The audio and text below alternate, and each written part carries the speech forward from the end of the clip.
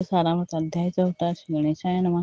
स्वामी नामाचा जप करता 40 पुरुषात येते हाता. स्वामी चरित्र गाथा ऐकता पुनरक्ती चुकेला अध्यायाचे अंती. अक्कलकोटी आली येते नुसाया दर्शन देते स्वच्छंद राहते तयापुढे चोळापाचा भेदभाव. घरी राहिले स्वामी राव हे तयाचे सुकृतपूर्व नित्यसेवा घडे त्या ते सोळापाचशे सद्गुणी कांता तेही किंवा प्रतिवता सदोदित तिचा चित्ता. आनंद स्वामी सेवेचा स्वामी केवळ ईश्वर मूर्ती देशोदेशी झाली ख्याती. होत लोक दर्शनाई ती कामना चित्ती धरवणी.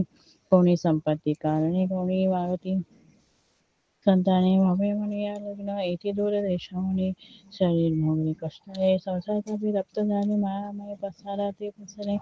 ऐसे आले किती एक भक्तांतरी जे जे इच्छिती ते ते यतिराज पूर्वी ती उजवले चरणी ज्यांची भक्ती त्यांशी होती कल्पतरू. जे का निंदक कुटील तया शास्त्रे केवळ नास्तिकाप्रती तात्काळ योग्य शासन करतात.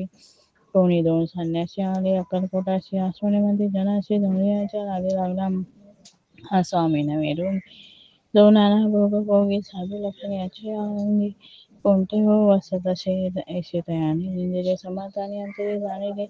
जेव्हा ते भेटीशी आले तेव्हा केले नवले एका भक्ताची आगरी पासणी समर्थांची स्वारी. तेही दोघे अविचारी होते बरोबरी संन्यासी तेथे या तिन्ही मूर्ती बैसविल्या भक्तिपाठावरती. श्री स्वामी आपले चित्ती चमत्कार म्हणजे करू आता दर्शन इच्छो जन असंख्यात पातळी तेथे क्षणाजात समाज दाटला बहुत एकच गर्दी झाली. दर्शन घेऊन चरणांचे नाम गरजती वाचे हेतू पूर्वावे मनीचे म्हणून या विनविती.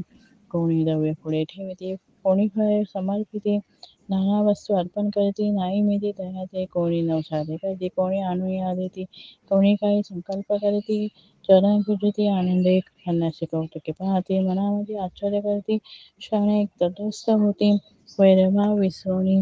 स्वामी पुढे जे जे पदार्थ पडले होते असंख्यात ते निजहस्ते समर्थ संन्यासापुढे लोटती. मोडली जनांची गर्दी तो येऊन सेवा करी संन्यासापुढल्या नाना परी वस्तू नेऊ लागले. समर्थांनी त्या दिवशी स्पर्श न केला अन्न उदकाशी सूर्य जाता अस्तजळाशी तेथून या उठले दोघे संन्यासी. त्या दिवशी राहिले केवळ उपवासी रात्र होता तयाशी अन्न उदक वर्ज्य असे. जे पातळी करू छळणार त्यांची झाली विटंबना दंडाव्या कुठे जन्हा अवतरणी वर्य इति. स्वामी चरित्र सारामृत नाना प्राकृत कथा संबंध श्रद्धा परिसुत प्रेमळ भक्त चतुर्दशोऽध्याय गौड हा. श्री स्वामी राजा अर्पणमस्तु शिरस्సు शुभं भवतु.